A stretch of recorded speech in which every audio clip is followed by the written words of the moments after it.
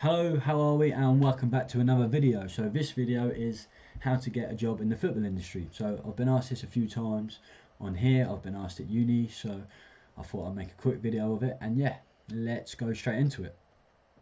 So there's two main points, and then there's some other points that I will get into as well. So the first one is experience, probably the most important point. If you try and get a job in the football industry and you don't have any experience in that industry, then it's going to be tough. It's going to be hard. So get the experience. You can get experience in lots of different ways. I would say, just think from just get anything. So say you wanted to be a coach. Say you wanted to be a football manager. I would suggest that you start coaching at a local club, maybe it was a youth team or a kids team or a Saturday team or under 18s, anything. You need to get that experience, get your coaching badges done as well. You're going to learn so much teaching those people, and then you just work your way up. To different levels. Say you wanted to be in the player care industry, it's a little bit harder to get experience. So maybe you're a teacher and you have experience working with kids. Maybe you are working in an Olympic sport. Let's say you work with Olympic rowers, so you have experience working with elite athletes. So you need some type of experience.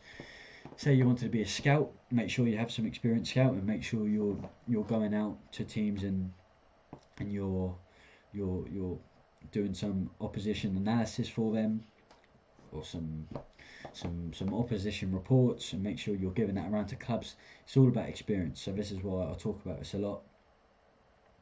Yeah, experience is honestly massive. Like, if you can get, I'm going to go into it in a minute, but if you can get any experience at a club, just get your foot in the door, then you can work your way up. Even if you start as a kit man or selling tickets, selling hot dogs, anything, just get your foot in the door at a club, and then you can work your way up. So the second point is network. This is the second most important.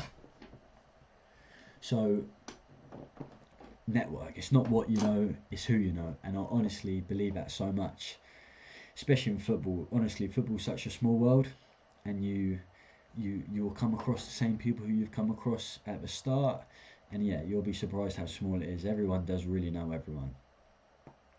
So yeah, it's all about who you know. You could be at a club and that manager gets a job at another team, and he takes his coaching staff with him. So leave a good impression and impress people.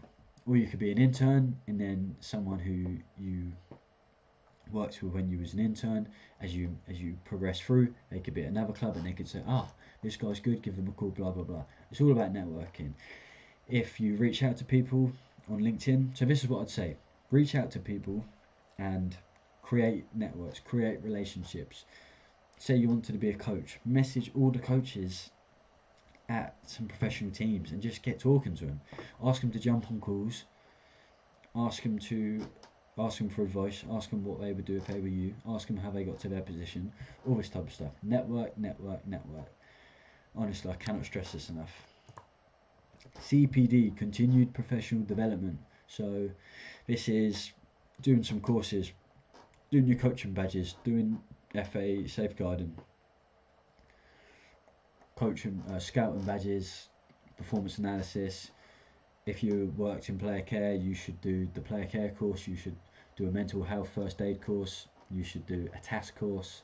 TAS are they deal with like athletes, like sort of athlete care and stuff. You could do an understanding athlete lifestyle course. This is a really good course. All this type of thing. I've done quite a bit of this. It costs a bit of money, but it shows clubs you're invested in yourself. And yeah, it's honestly, this is a really good thing to do. Try different things. So I actually started off as a performance analysis at Portsmouth's Academy, and I didn't like it too much. Like, I love the environment, I love being around the lads and the staff, and I loved working in football. It was great. It was a great season, but the actual work, watching 4 or 5 hours of football a week, even though I could probably do that here over the weekend, I don't know, it's just a bit I wasn't a fan of it. My tactical knowledge is not great. I'm not going to lie, put my hands up and say my tactical knowledge isn't great. So that was one thing. But it was honestly really good to work at an academy at under 18s level and see how that elite environment works and see what's expected of you as a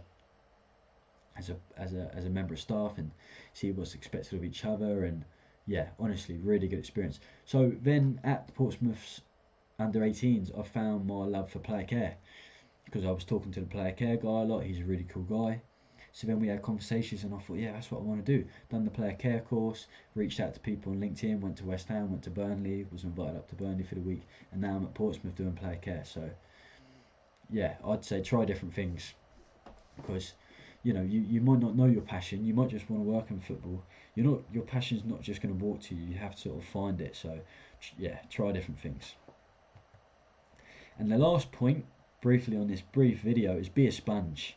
Be a sponge. Like I say, reach out to people, learn from them, ask them advice. Just go into it and be a sponge and learn. And yeah, that's all I'd say. So that is the end of this quick presentation on how to get into the football industry. If anyone wants any advice or a chat, then feel free to message me on TikTok or Instagram or LinkedIn, and I'll be happy to jump on a call with you and give you some advice and advise you on where you should go. And yeah, I mean, this is really good for uni students. If I was a uni student, I am a uni student, but if I was you and you're a student, just start thinking about getting experience and stuff, because if you don't have experience, you're going to leave uni and you're not going to have a clue you're not going to have a hope of getting a job without experience. I don't think too many students, I believe, go through uni pissing around and stuff, and it gets to third year and then they don't know what to do. And I know that sounds boring and like a granddad, but that's the truth. That's that is just it. That's how it is. So yeah, anyway, thanks for watching this video. If you want any advice, like I say, reach out to me and I will be happy to help. So awesome, thanks very much and see you later.